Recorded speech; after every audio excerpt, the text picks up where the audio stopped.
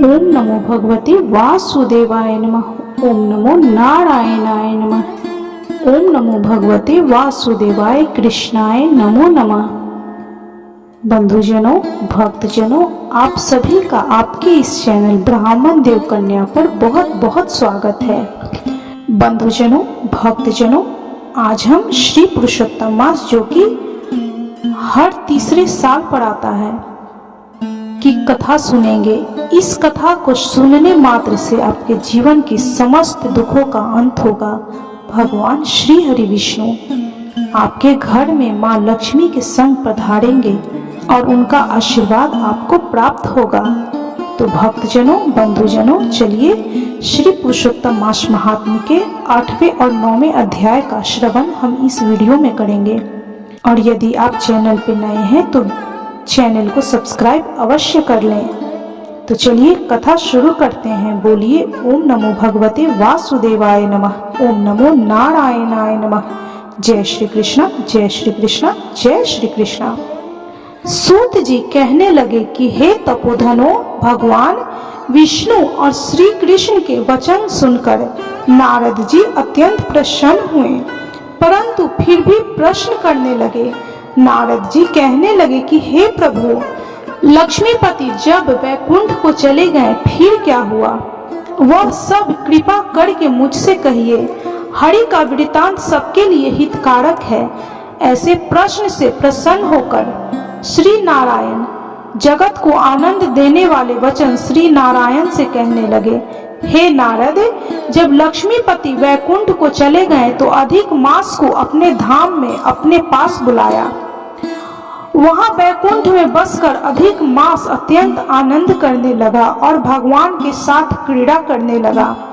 श्री कृष्ण ने मन से प्रसन्न होकर मल मास को 12 मासों में श्रेष्ठ कर दिया और सबको प्रिय बना दिया।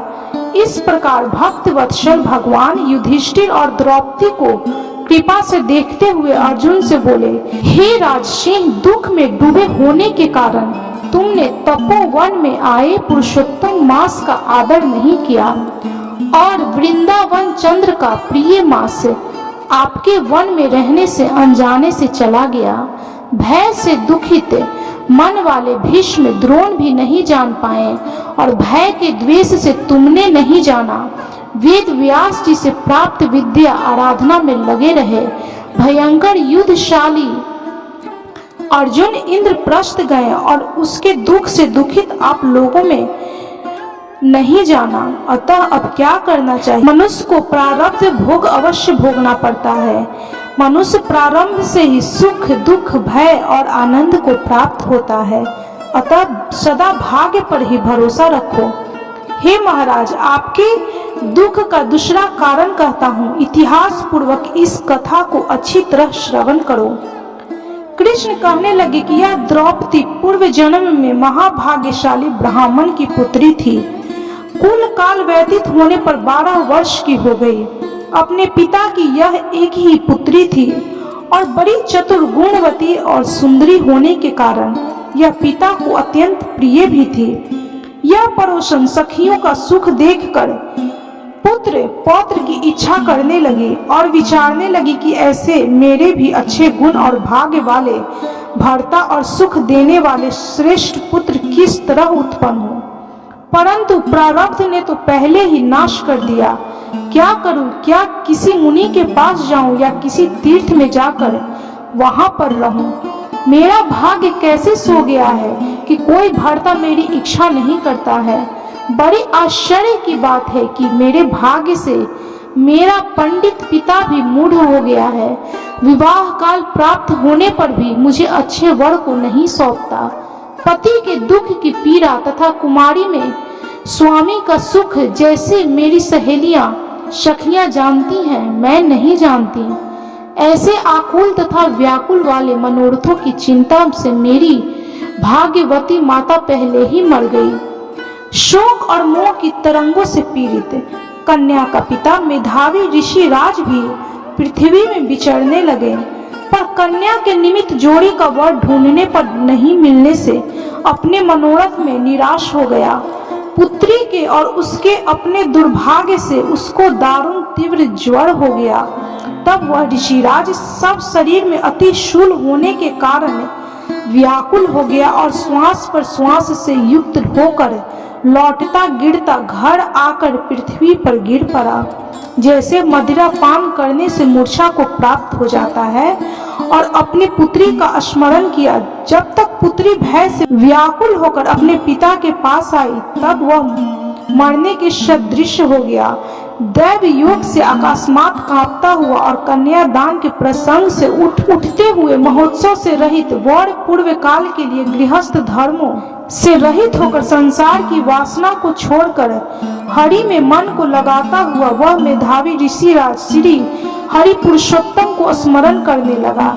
हे श्री कृष्ण, हे गोविंद, हे हरे, हे मुरारे, हे राधेश, हे दामोदर, हे दीनानाथ, हे ऋषिकेश्वर, आपको नमस्कार करता हूँ। आप मेरी इस संसार रूपी समुद्र से रक्षा कीजिए।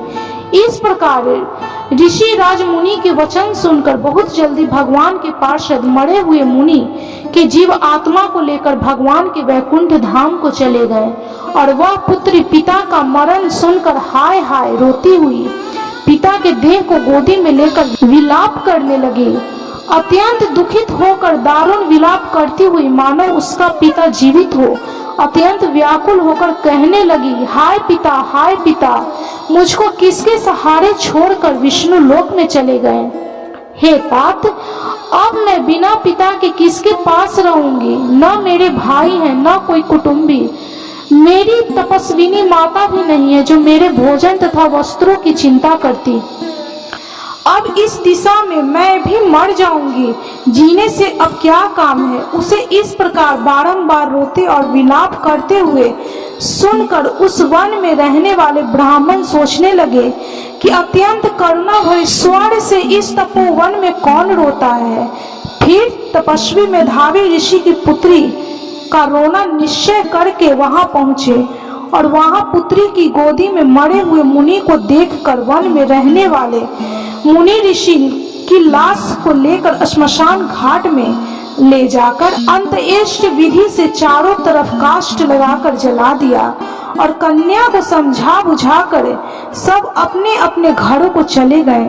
और कन्या ने धैर्य धारण कर यथाशक्ति खर्च करके अपने पिता और धर्म दैहिक क्रिया की। इस प्रकार श्री पुरुषोत्तम मास महात्म्य का 8वां अध्याय संपन्न हुआ।